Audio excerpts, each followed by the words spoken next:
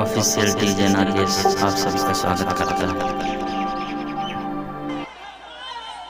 DJ Nagesh exclusive remix। आवेदन आहू जी आहू पर मेरा दुख तो सुन ले। बता था ना तोरे जागी भरती मोला।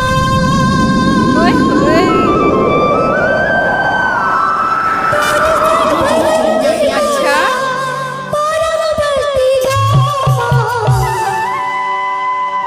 होगी बदनाम होगी बेगार नाम। बदनाम होगी बेगार नाम। बदनाम होगी बेगार नाम। बदनाम होगी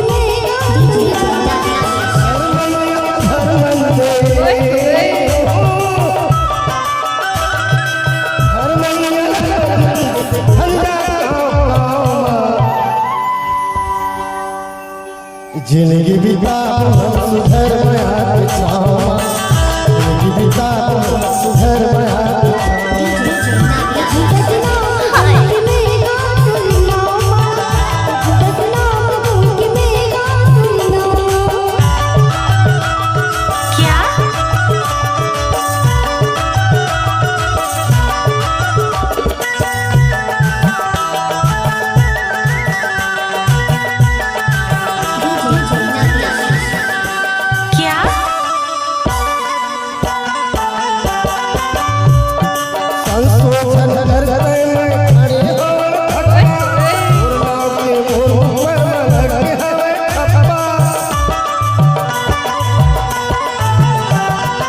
संसोचन